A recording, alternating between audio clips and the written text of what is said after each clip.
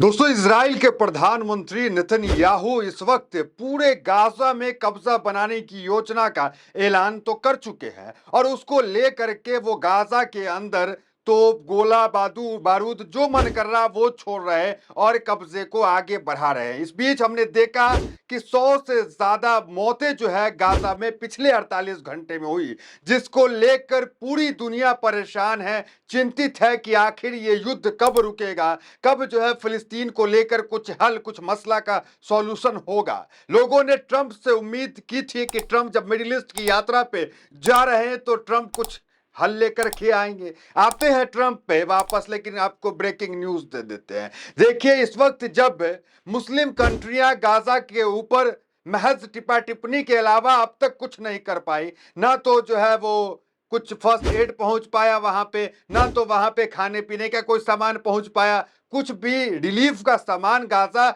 Muslim country की तरफ से नहीं पहुंचा। महज कुछ बयान जरूर निकल के सामने आए। अब जो खबर आ रही है वो बहुत चौंकाने वाली है। इजराइल के प्रधानमंत्री नेतन्याहू के लिए, और नेतन्याहू को झुकना पड़ा।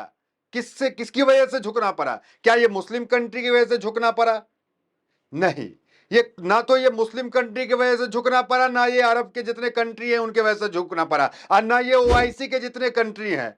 ये जो 57 कंट्री है मुस्लिम कंट्री ओआईसी के अंदर, इनके वजह से इजराइल नहीं झुका। इजराइल झुका है वो जो कंट्रियां हैं, 22 कंट्री, यूरोपियन कंट्री, जिसने, ज्यादातर यूरोपियन कंट्री है उसके अंदर, 22 कंट्री ने नेतन्याहू सरकार को पत्र लिखा और एक साथ बयान दिया है कि अगर गाजा के अंदर इजराइल अपने आप को नहीं रोकता है और गाजा के अंदर जो रिलीफ का सामान जा रहा है उसके लिए बसों को जाने की व्यवस्था नहीं करता है और बॉर्डर नहीं खोलता है, तो हम इजराइल के ऊपर कार्रवाई करेंगे, सैंक्शन लगाएंगे।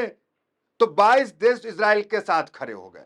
मतलब गाजा के मुद्दे को लेकर नेतन्याहू अगर परेशान हुए तो 22 देश से परेशान हो गए, और ये 57 देश, इन्होंने तो ऐसा कुछ कहा भी नहीं कि जिससे वो परेशान हो जाए, लेकिन 22 मुल्क जो है गाजा के समर्थन में खड़े हो गए और इनके कहने के बाद ही नेतन्याहू को झुकना पड़ा। और नेतन्याहू ने 9 ट्रक को खान यूनिस के रास्ते, जो इजिप्ट का रास्ता बॉर्डर है जिसको कंट्रोल इजराइल करता है, उसे खोला और महज 9 ट्रक की एंट्री दी।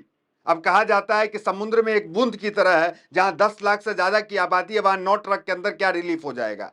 और यूएन का रिपोर्ट है कि आने वाले कुछ महीने में 5 लाख से ज्यादा लोग भूख के कारण मर जाएंगे वहां पर। उस बीच 22 कंट्री कौन कौन है? चौंकाने वाली बात है कि इन 22 कंट्री में एक भी मुस्लिम कंट्री नहीं है।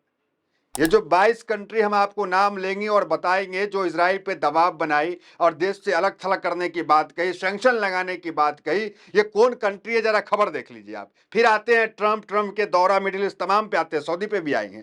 पहले आप देख लीजिए वो कौन कौन से देश है। देखिए, जर्मनी, फ्रांस और यूरोपीय देश है। वही जापान ने भी इजराइल के खिलाफ बयान जारी किया। इसके अलावा ब्रिटेन और न्यूजीलैंड ने भी इजराइल से मांग की है कि गाजा के लिए जाने वाली मदद में किसी भी तरह की रुकावट न पैदा की जाए। इजराइल के खिलाफ जिन देशों ने बयान जारी किया उनमें देखिए, नाम पे गौर कीजिएगा, ऑस्ट्रेलिया, जो इजराइल के खिलाफ बयान दिए, Australia, Denmark, Canada, Finland, Estonia, Italy, Ireland, Iceland और Lithuania, Latvia, Japan, Netherlands, Luxembourg, New Zealand, Norway, पुर्तगाल, स्लोवेनिया, स्पेन, स्वीडन और ब्रिटेन शामिल है। इन देशों का कहना है कि इजराइल द्वारा गाजा का जाने वाली मदद को रोकने की वजह से वहां लोग भूखमरी का शिकार हो रहे हैं। कई लोगों को गंभीर बीमारियां हो गई और दवाइयों की जरूरत है। ये जो देश है उन्होंने लिखा और कड़े शब्दों में इन 22 देशों ने चेतावनी दी। इन 22 देशों में आपने मुस्लिम देश का नाम नहीं देखा होगा। क्या चेतावनी थी? देखिए, चेतावनी दी कि फ्रांस, ब्रिटेन और कनाडा जैसे देशों ने इजराइल को यह तक कह दिया कि यदि सहायता रोकी गई तो वो प्रतिबंध लगाने पर विचार कर सकते हैं। साथ ही उन्हें सैन्य हमले रोकने की भी मांग की है। इसके जवाब में इजराइल के प्रधानमंत्री नेतन्याहू ने तीखी प्रतिक्रिया दी और कहा है कि राहत सामग्री पर नियंत्रण हटाने से हमास को लाभ मिलेगा, जो भविष्य में इजराइल पर और हमला कर सकता है। तो ये दलील दे रहे हैं कि अगर इस तरह से रिलीफ जाता रहेगा तो हमास मजबूत हो जाएगा। विश्व समर्थन के दबाव में इजराइल ये भी ब्रेकिंग न्यूज है। नेतन्याहू ने यह स्वीकार किया कि वह अंतर्राष्ट्रीय दबाव लगातार बढ़ रहा है। हालांकि उन्होंने यह भी स्पष्ट किया है कि जब तक हमास पूरी तरह खत्म नहीं होता, गाजा में सैन्य कार्रवाई जारी रहेगा। लेकिन अब जिस तरीके से गैर इस्लामिक देश भी खुले तौर पर विरोध में खड़े हो गए हैं, इसमें इजराइल के लिए कूटनीतिक चुनौती बढ़ती नजर आ रही है।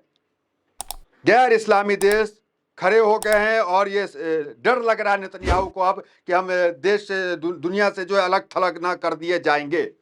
और खबर अभी शुरुआती ये भी निकल के आई कि ट्रंप जो है, उन्होंने भी, हेडलाइंस आप देख सकते हैं, मिडिल ईस्ट और इजराइल की मीडिया और वेस्टर्न मीडिया, जितनी मीडिया है सब ये ब्रेकिंग न्यूज चलाई है कि जो सूत्रों से खबर आई है कि व्हाइट हाउस जो है, ट्रंप प्रशासन जो है, वो इजराइल को धमकी तक दिया है कि अगर आप वहां पे जो ट्रक जाती है मदद के लिए, वहां पे उनकी इजाजत नहीं देते हैं और युद्ध को विराम नहीं करते हैं, तो हम जो है समर्थन आपसे छीन लेंगे। ये बातें जो है वो चल रही है। देखिए, जेरूसलम पोस्ट की रिपोर्ट है, Trump to Israel, we will abandon you if war continues, source still.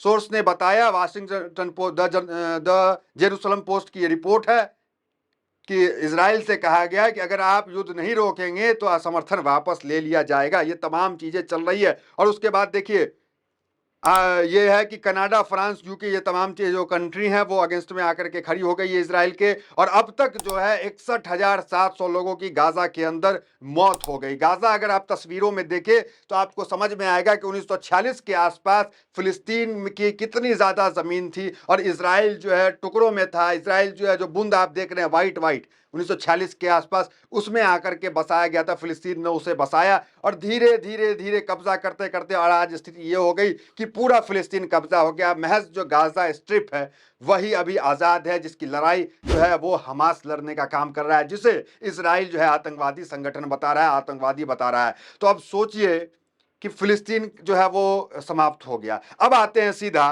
Trump पे। देखिए, ट्रंप जब मिडिल ईस्ट की यात्रा कर रहे थे, दौरा कर रहे थे, देखिए 22 कंट्री याद रखिएगा, और 22 कंट्री में एक भी मुस्लिम नहीं, ये भी याद रखिएगा। अब आते हैं ट्रंप पे। ट्रंप जब मिडिल ईस्ट की यात्रा कर रहे थे, उस यात्रा के दौरान जब वो सऊदी जा रहे थे और सऊदी में 142 बिलियन का कारोबार किए और टोटल जो है पूरे गल्फ से है 2 ट्रिलियन की कारोबार की घोषणा कर दिए, और ये तमाम मुस्लिम कंट्री का पैसा कहां गया? यूएस इकोनॉमी में गया। और यूएस इजराइल का समर्थक है। तो मुस्लिम कंट्री जो जहां तीनों जगह गए, जो सबसे अमीर कंट्री है सऊदी अरब, कतर और यूएई, इन कंट्री में गए और कतर जो है वो $400 मिलियन का जहाज भी गिफ्ट किया। लग रहा था कि मिडिल ईस्ट के अंदर जो शांति बनाने के लिए बात होगी, वार्ता होगी, लेकिन ऐसा कुछ नहीं हुआ। ट्रंप व्यापार किए, व्यापार करके घर चले गए। अब ट्रंप के बयान कुछ ऐसे आ रहे हैं रिपोर्ट्स के अनुसार, जो वो कहते हैं कि इजराइल से हम समर्थन वापस ले लेंगे तमाम, लेकिन कोई ठोस कदम ट्रंप का नहीं दिखता है। हमने देखा सऊदी अरबिया के अंदर सीरिया के जो प्रेसिडेंट है, राष्ट्रपति है, वो उनको बुलाया गया, जिसपे अमेरिका आतंकवादी और तमाम चीज कहा था अल सहारा को। उस अल सहारा को जो है तमाम प्रतिबंध उस पर से हटा दिया गया। पहले आतंकवादी मानती थी उसे अमेरिका, उसे हटा दिया गया। सारी बात हुई, अमेरिका यमन से भी डायरेक्ट बात किया, हमास से भी बात किया, ईरान से भी बस बात करने की कोशिश किया, और ऐसा लग रहा था कि जिस तरीके से इजराइल को अलग थलग किया जा रहा था कुछ बेहतर होगा। लेकिन ट्रंप ने यहां पे कुछ नहीं किया, अमेरिका ने कुछ नहीं किया, मुस्लिम कंट्री ने कुछ नहीं किया। 22 कंट्री खुल के सामने आई जो यूरोपियन कंट्री है, और यूरोपियन कंट्री ने सीधा सीधा जो है इजराइल को धमकाने का काम किया। अब देखना दिलचस्प है कि क्या अब जो ओआईसी है, जो 57 मुस्लिम कंट्री है, इससे क्या उम्मीद जताई जा सकती है? आप कमेंट में बताएं कि क्या ये जो देश है मुस्लिम कंट्री है, क्या ये कुछ कदम उठा सकते हैं, या ये 22 कंट्री है यही कुछ हल जो इस पर निकाल सकती है? ट्रंप से हल निकलने वाला नहीं है। फिलहाल खबर में इतना ही, मिलता है वीडियोस में। बहुत बहुत धन्यवाद।